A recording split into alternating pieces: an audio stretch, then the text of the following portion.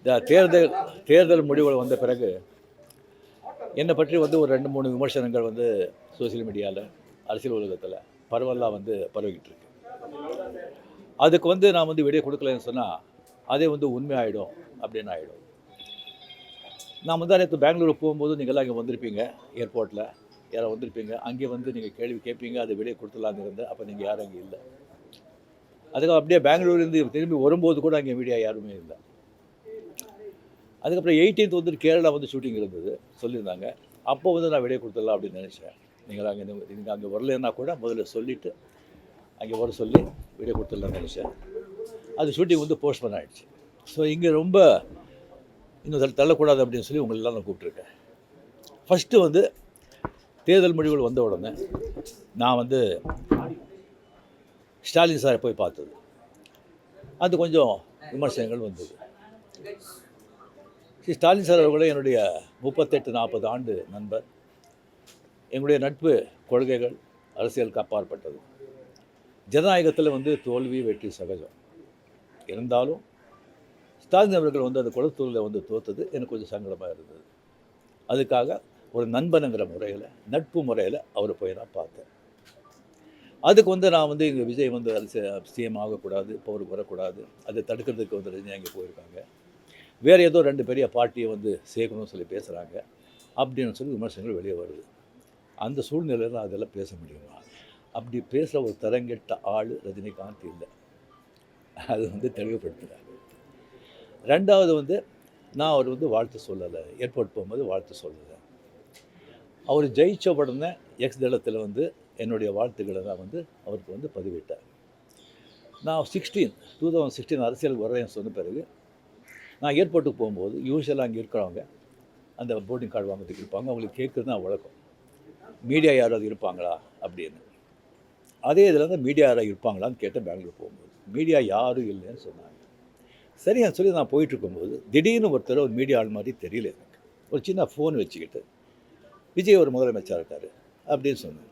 நான் என்ன second shock, அது மீடியா மாதிரியே தெரியல எனக்கு. ஃபோன் வச்சுக்கிட்டு நான் அப்படியே பார்த்து சிரித்து நான் போயிட்டேன்.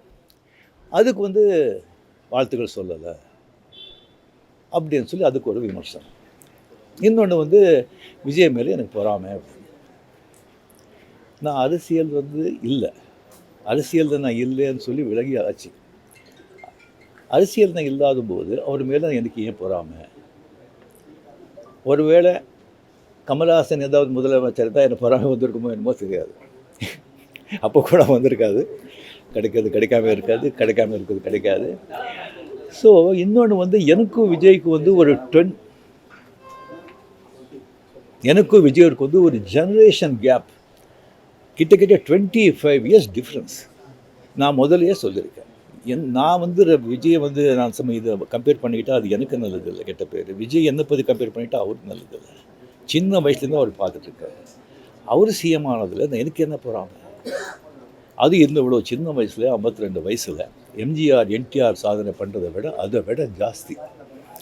கம்ப்ளீட்டாக சென்டர் பிஜேபி எவ்வளோ பெரிய பவர்ஃபுல் சென்டர். இங்கே 2 பெரிய கட்சிகளை எதிர்த்து தனி ஆளை வந்து ஜெயிச்சிருக்காங்க. அது நம்ம சினிமா இண்டஸ்ட்ரியிலேருந்து. எனக்கு அது பொறாமை இல்லை, ஒரு ஆச்சரியம் கலந்த ஒரு சந்தோஷம். அடே யார் அப்ரிஷியேஷன், சூப்பர். ஸோ அந்த பொறாமையும் இல்லை. விஜய் அவர்களுக்கு வந்து நிறைய எதிர்பார்ப்புகள் இருக்குது ஜனங்க மத்தியில். டெஃபினட்டாக அந்த எதிர்பார்ப்பெல்லாம் அவரை சந்தித்து மக்கள் நல்லது செய்வாங்கங்கிற நம்பிக்கை எனக்கு இருக்குது. அவருக்கு அதிக வாழ்த்துக்கள். ஓகே சார், திமுகவையும் அதிமுகவையும் நீங்கள் ஒரு பேச்சுவார்த்தை செய்து இணைந்து எடப்பாடி முதலமைச்சராக முயற்சிகள் நீங்கள் எதுவும் செய்வீங்களா? சொல்லியாச்சு இல்லை? வேற உங்கள் ரசிகர்கள்லாம் என்ன சொல்கிறாங்கன்னா, நீங்கள் கட்சி ஆரம்பித்தா நீங்கள் சிஎம் ஆகிருக்கலாம், கால சூழ்நிலை ஆகலன்னு ஒரு வருத்தப்பட்டாங்க. சில பேர் சொல்கிறாங்க. நான் வந்து அரசியலுக்கு நான் வரலையே சொல்லி ஒரு 3 பேஜுக்கு வந்து கம்ப்ளீட்டாக அறிக்கை வந்து எதுக்கு என்ன ஆச்சுன்னு சொல்லி கிளியராக நான் சொல்லியிருக்கேன். அது தெரிஞ்ச பிறகு அவங்க சொல்கிறாங்க அந்த ஆத்துக்கு இருக்கும், இல்லை சொல்ல வரல. அது தெரிஞ்ச பிறகும் வரல அப்படின்னு சொன்னாங்கன்னா எனக்கு வந்து ஒன்றும் சொல்ல தெரியுது. இனிமேல் உங்கள் ரசிகர்களை கட்டமைக்கிறதுல என்ன மாதிரி இருக்கும்? இல்லைங்க, நான் முதலையே சொல்லியாச்சு. அவங்கவுங்க எந்தெந்த பார்ட்டி எந்தெந்த விஷயம் பண்ணுறீங்களோ அதை நீங்கள் தாராளமாக நீங்கள் போங்க அப்படின்னு முதலையே நான் சொல்லியாச்சு. எத்தனை மாட்டி நான் சொல்லுவேன், நீங்களே சொல்லுங்கள். ஆக்ட் பண்ணுறாங்களே சொன்னால் அரசியல் வேறு, ஆக்ட் பண்ணுறது வேறு. ஆக்டிங் வச்சோன்னா ஹெல்த் வந்து எப்போ இதாவது நான் ஆக்ட் பண்ணலாம் நீங்கள் வரலாம். அப்படியே அதை பாதித்த கூட ஒரு ப்ரொடியூசர் பாதிப்பாங்க. அரசியல் விமர்சனம் பெரிய ரெஸ்பான்சிபிலிட்டி, லேக் கோடி மக்கள், அவ்வளோ ஈஸி இல்லை. இப்போ நேற்று கமல் சார் வந்து சந்திச்சு 6 கோரிக்கை விட்டுருக்காரு திரையுலகத்தை பற்றி. நீங்க வந்து சிஎம் சந்திச்சு திரையுலக பற்றின கோரிக்கைகள் ஏதாவது முன்வைக்கிறதுக்கு ஐடியா இருக்கா? இல்லைங்க, இப்போ வந்து சினிமா இண்டஸ்ட்ரியிலேருந்து நடிகர் சங்கம் போயாச்சு, ப்ரொடியூசர் கவுன்சில் பார்க்க போகிறாங்க, கமலும் போயாச்சு. மறுபடியும் வந்து சும்மா சம்பிரதாயிகமான போய் பார்க்கறதுக்கு எனக்கு பிடிக்காது. முதல் முறையா ஆட்சிக்கு வந்திருக்கக்கூடிய விஜய் அவர்களுக்கு உங்களுடைய அறிவுரை ஆலோசனை என்ன? எதிர்பார்ப்பு ரொம்ப ஜாஸ்தியாக இருக்குங்க.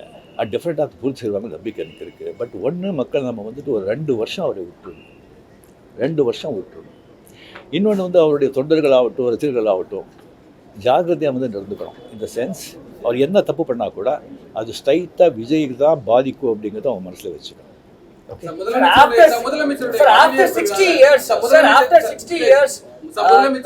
நான் திராவிடியன் பார்ட்டி வந்திருக்காங்க. ஒரு திராவிட கட்சி இல்லாத ஒரு கட்சி வந்து தமிழகத்தை ஆளுறாங்க. இது என்ன மாதிரியான இம்பாக்டை கிரியேட் பண்ணணும்? சரிங்க, ஒரு 60 ஆண்டுகள் பார்த்துட்டாங்க. ஒரு மாற்றம் தேவை. அந்த மாற்றத்தை கரெக்டாக வந்து விஜய் வந்தாங்க. அது வரும்போது கம்ப்ளீட்டாக சினிமா புகழ் 100% சினிமா புகழ் வந்து அவ்வளோ வந்து ஒரு கை கொடுத்துருக்கு. இளைஞர்கள், லேடிஸு அண்ட் சோஷியல் மீடியா, அது நல்ல ஒர்க் ஆகிருக்கு. ஓகே, ஏற்கனவே முதலமைச்சருடைய பதவியேற்பு விழாவில் நீங்கள் சிறப்பு விருந்தினராக கலந்துருக்கீங்க. விஜய் பதவியேற்கும் போது உங்களுக்கு அழைப்பு வந்துச்சா?